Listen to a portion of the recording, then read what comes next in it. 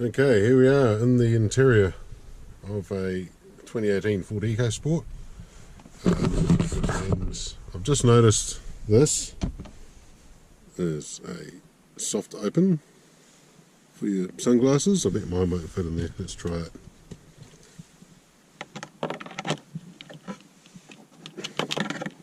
That's hard to do with one hand. Oh. Okay, I better not forget those. Now this is interesting. You have the usual mirror and you have a light here. This is the passenger side. Then we come over here to the driver's side. Oh, you get a mirror, but that's it. You don't get a light. There's a recess there for it.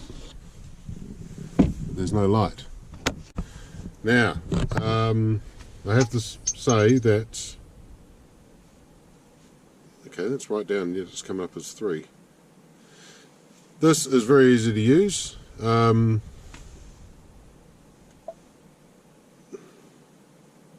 That's my phone that's connected and it won't go away for some reason. We'll get onto the map. Now this is great. You've got pinch to zoom and it is very easy to use, as you can see.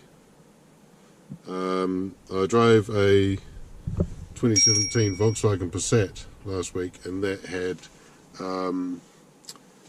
like a matte finish across the screen, and it wasn't as easy to use as this. This one your fingers just slide very easily right over the screen, no problem. You can see where you are. Where are we? There we are, where that red arrow. It's brilliant. It's simple. You want music up, you turn this knob. You want it off, you hit off. That switches the stereo off. You're on a different station, there's your tuning knob. It's just easy. Easy. The only thing I haven't found, which I haven't really looked for properly yet, and I can't see one, is CD player. There's no CD player. I wouldn't buy this car because it hasn't got a CD player. Simple. I want to play my CDs. I've still got lots of CDs. What am I supposed to do with them?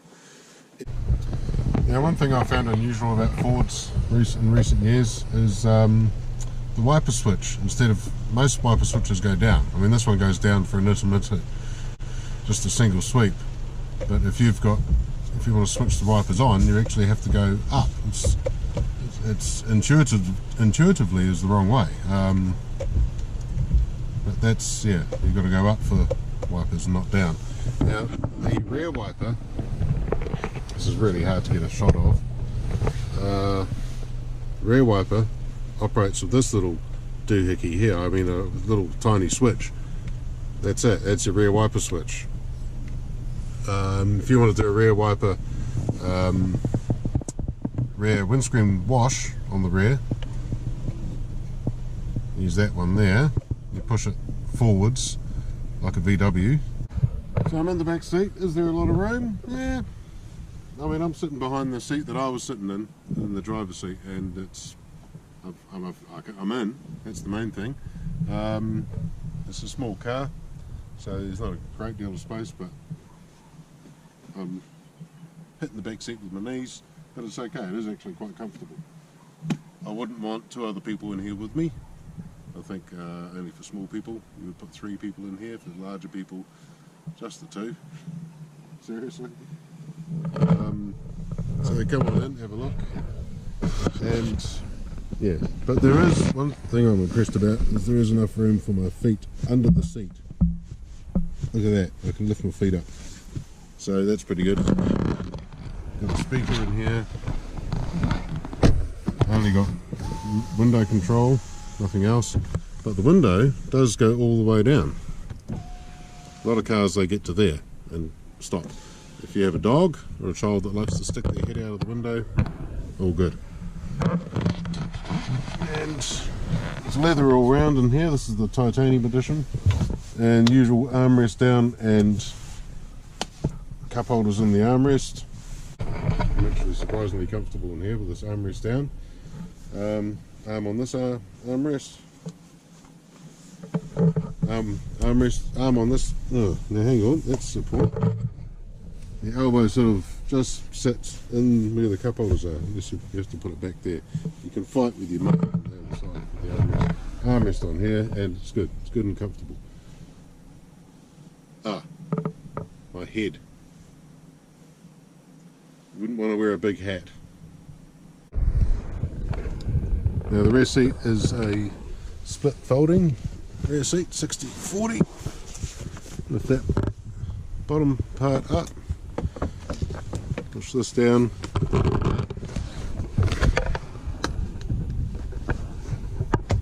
Push the headrest down.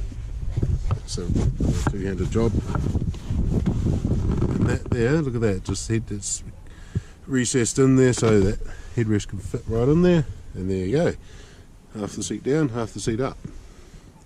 Easy. And there's a tether in the back there for a child seat. And there's a power outlet. My goodness, well, the kids would go crazy for that.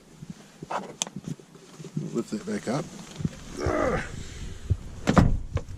Put that down. It all clips back in. It's really good. And I've just got to check. Now, here's a tip for a car company. When you put a power outlet in the back, put it on both sides. Otherwise the children are forever going to be fighting to sit on that side. Now in the back here's a bit of a trap. I couldn't figure out how to open the back of this thing. There's no visible handle. And then I had a closer look here. Well, if you have a look on this side, just that sort of shiny panel. Have a look on this side here. Ooh, what do we got here? And there's just a couple of buttons under there. Push that and it opens up. It opens up out that way. So as you can see, it's a very nifty looking little car. You go for a walk around.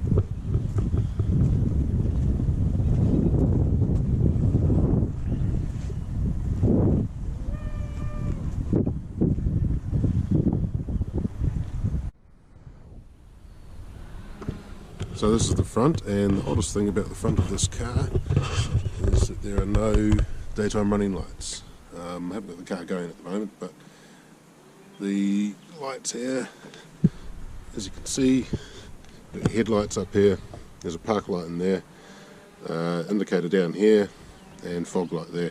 Now the reason they're putting the indicators down here nowadays is because the headlights are too bright on most cars, and it's getting hard to distinguish the indicator from the headlight at night. So they give a bit of distance, put the indicator down here. It's quite an interesting shape, if you can see that sort of ridge on it. But yeah, it's a decent size too. But no daytime running lights. This has got to be one of the smallest windows I've ever seen in a car. It's the rear sort of pillar window. Does it give any rear visibility? Not really. But imagine the criticism of the size of that pillar if it wasn't there. So I guess that's why it is there. It does give a bit of visibility, but it can only do so much for the size of it. Barely bigger than my hand. This is it, the 1 litre 3-cylinder EcoBoost engine. And one of the interesting things I like under the bonnet here is when you go to put the rod in, obviously that's the right spot because it's got an arrow. This isn't the right spot because it's got an X. Don't put it there, it won't fit. Although I'm sure plenty of people will try. Now while looking under the bonnet here, I've noticed this. I can see the ground through there, and I can see the ground through there. I don't really think that's that significant, just mildly interesting. Alright, as Tiffany once said, I think we're alone now. So I'm going to take it up this road. I'll put it in S for apparently, supposedly sport, and we'll see how we go.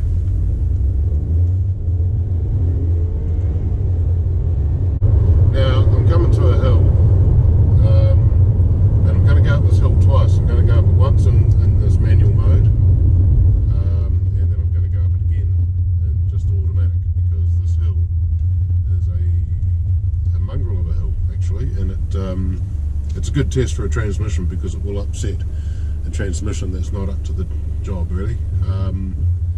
I came up here in a Fiesta a couple of years ago with the weird transmission they put in it that had no manual override whatsoever, and that was a terrible gearbox. It ruined the car. And it came up here and it just didn't know what to do. It's because it's a twisty road, but it's also quite steep, and that gearbox just got confused to all hell. So we'll see how this one goes. I think it'll be fine.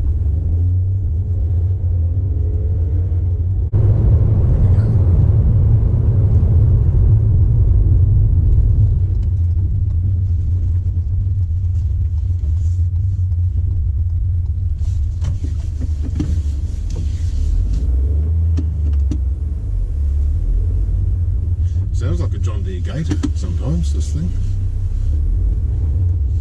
Which is an interesting comparison. I'm smelling a bit more.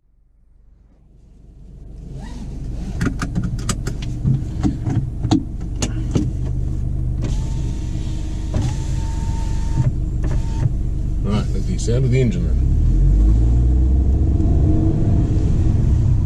That's good enough. Cool, there we go. And drive. Not in sport mode, just normal drive.